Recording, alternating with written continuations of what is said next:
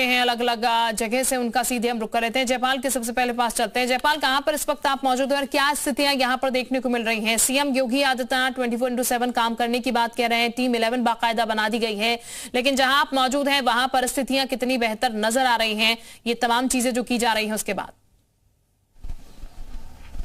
बिल्कुल शिल्पा, देखिए इस वक्त हमारी मौजूदगी काशी के अस्सी घाट पर है। अमूमन ये घाट पूरा गुलजार रहता था, लोग यहाँ पर रहते थे और पैर रखने तक की जगह नहीं मिलती थी, लेकिन अब जो है वो जल प्रलय दिखाई दे रहा है। सभी 84 घाटों के साथ ही 80 घाट की ये सड़कें, ये गलियां, होटल, सब कुछ बिल्कुल ऐसा लग रहा है कि मां गंगा की आगोश में समा चुके हैं और गंगा विकराल रूप लेती जा रही है। काशी के जो तमाम घाट हैं अब वो पूरी तरह से जलमग्न हो चुके हैं।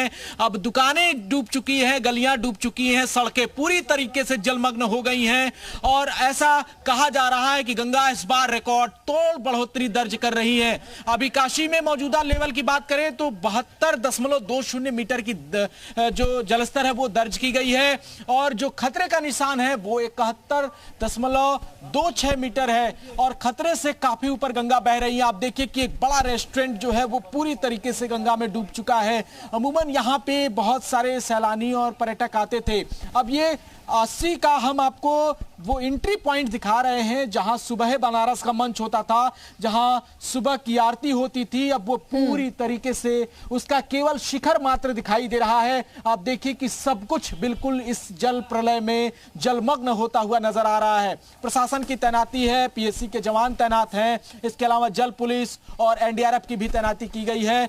1.5 दर्जन से ज्यादा बाढ़ राहत शिविर बनाए गए हैं और 20,000 परिवार पूरी तरह से इस बाढ़ की आगोश में प्रभावित नजर आ रहा है। आप देखिए ये काशी का वो क्षेत्र है 80 का जहां लोग धड़धड़ाती हुई गाड़ियां लेकर चला करते थे, लेकिन अब देखिए पर्यटक भी यहां पर फंसे हुए नजर आ रहे हैं। कई होटल्स में जो पर्यटक हैं वो हम आपको तस्वीरों के जरिए दिखाना चाहते हैं कि जो पर्यटक हैं अब वो होटल्स में ही फंसे हुए हैं और वो जाना चाहते हैं बाहर, लेकिन अब चूंकि बाढ़ का पानी इतना ज्यादा बढ़ चुका है कि अब वो यहां से निकल नहीं पा रहे हैं। छोटी बड़ी कुल नावें लगाई गई हैं जो लोगों को थोड़ी बहुत राहत पहुंचा रही हैं, मगर ये नाकाफी साबित हो रहा है। लोगों की परेशानियां बढ़ चुकी हैं और जो एक्सपर्ट हैं वो अनुमान लगा रहे हैं कि आने वाले समय में और भी ज्यादा जलस्तर बढ़ने की संभावना है और गंगा का यही बिल्कुल, यानी कि परिस्थितियां फिलहाल देखकर चिंताजनक लग रही है। प्रशासन अपना काम इस बीच कर रहा है। विशाल का जरा हम रुक कर लेते हैं। लखनऊ से विशाल हमारे साथ इस वक्त बने हुए हैं।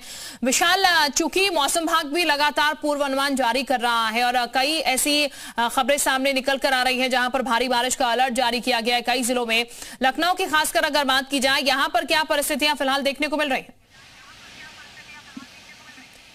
चलिए मैं वापस आपके पास विशाल लौटती हूं, लेकिन मोहम्मद गुफरान का जरा हम फटाफट से रुक कर लेते हैं। इस वक्त कुछ तस्वीरें वो दिखा रहे हैं। गुफरान, जरा तस्वीरों के माध्यम से दिखाएगा कितनी ज्यादा दिक्कत इस वक्त देखने को मिल रही है, क्योंकि हम देख रहे हैं नाव पर आप भी सवार और पीछे जहां तक नजर जा रही है वहां तक सिर्फ पानी नजर आ रहा है।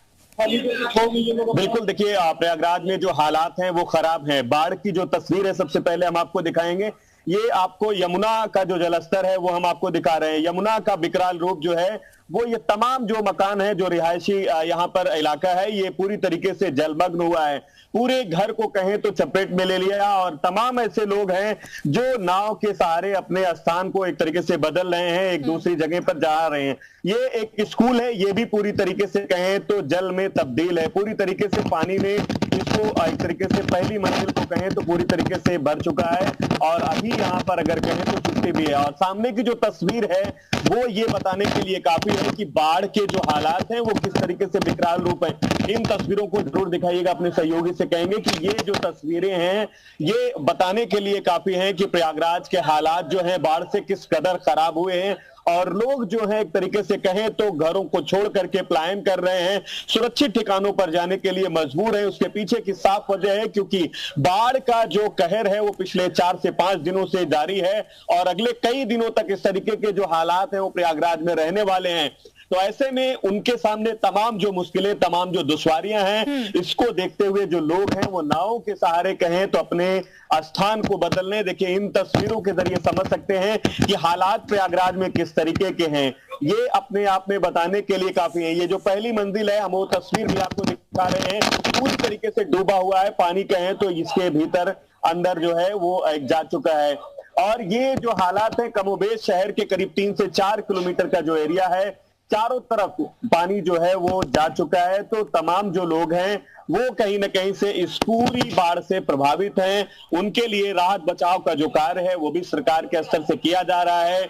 अधिकारी जो है दिन रात काम कर रहे हैं। हालांकि ये बाढ़ का जो कहर है वो लोगों के लिए कहीं ना कहीं से मुश्किलें लेकर के आया है। एक दो नहीं बल्कि करीब 3 से 5 लाख लोग जो है प्रयागराज में इस पूरी बाढ़ से प्रभावित हुए हैं। यमुना और गंगा दोनों नदियों ने तीनों तरफ से प्रयागराज को घेरा है और चारों तरफ अगर कहें तो जल का ही प्रकोप जो है वो दिखाई दे रहा है। 3 तरफ से तो नदियों ने घेरा है, चौथी तरफ जो है वो एक तरीके से बाढ़ का पानी नालों के जरिए प्रवेश किया है। तो पूरी तरीके से कहें तो प्रयागराज जो है वो बाढ़ की चपेट में है। गंगा और यमुना को जो जल है जिस तरीके से बाढ़ की चपेट में है और तस्वीरें जो है वो वाकई में डरा रही हैं, जिस तरीके की तस्वीर देखने को मिल रही है। राजेश भी इस वक्त हमारे साथ हैं। राजेश का हम सीधे रुख कर लेते हैं। राजेश, कहां पर इस वक्त आप मौजूद हैं और जरा तस्वीरें दिखाएगा और यह भी बताएगा प्रशासन जिन चीजों का दावा कर रहा है 24/7 काम करने का, जिसके निर्देश सीएम योगी आदित्यनाथ ने दिए हैं, उसका असर कुछ यहां पर नजर आ रहा है?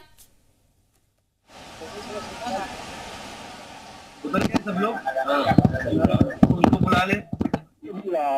आपको ये बता दें कि यहाँ पे लगभग ये जो रोड है यहाँ पे देख सकते हैं कि गाड़ी भी चल रही है और ये गंगा में नाव भी चल रहा है। नाव और गाड़ी एक साथ एक जगह देखने को मिल रहा है। इसलिए कहा जाए कभी गाड़ी नाव यहाँ पे आप देख सकते हैं कि पब्लिक भी नाव से सड़क से चल रही है। आप ये देखिए कि ये पूरा गंगा जो खतरे लेवल से करीब 1 मीटर ऊपर हो रहे हैं। आपको बता दें कि इस समय जो मंदिर है, मंदिर पे भी डूब चुका है और आगे शमशान घाट है पूरा डूब चुका है। इस समय लोगों को बहुत भारी दिक्कतों का सामना करना पड़ा है। आगे बता दें कि राहत शिविर में लोगों को रखा जा रहा है, मगर इस समय जो उनके मवेशी हैं, जो उनके खेत हैं, सब डूब चुके हैं। मवेशियों को दूर रखा जा रहा है पहाड़ पे।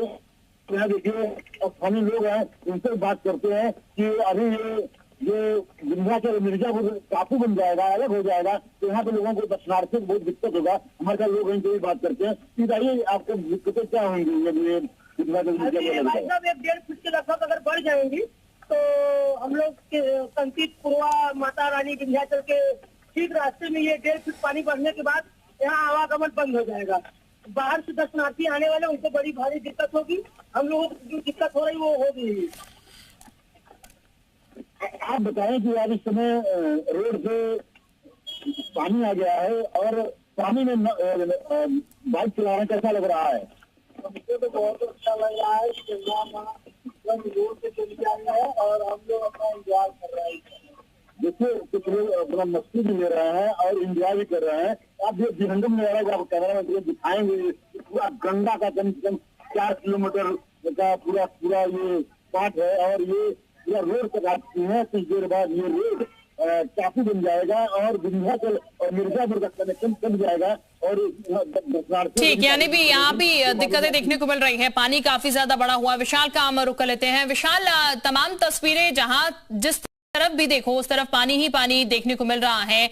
सीधे तौर पर कहा जाए तो मुसीबत थमी नहीं है अभी, क्योंकि अलर्ट भी जारी कर दिया गया है। परेशानियां जो है वो बढ़ती हुई फिलहाल नजर आ रही है। प्रशासन की चिंता भी बढ़ रही है। लखनऊ की स्थिति क्या कुछ कह रही है? देखिए बिल्कुल राजधानी लखनऊ में भी पिछले अगर हम 48 घंटों की बात करें तो बारिश बहुत तेज है और कुछ इलाके राजधानी लखनऊ के हैं जहां पर जलभराव की स्थिति भी है। मैं आपको तस्वीरें दिखा देता हूं कि इस वक्त भी बहुत तेज बारिश हो रही है और अगले 48 घंटे तक उत्तर प्रदेश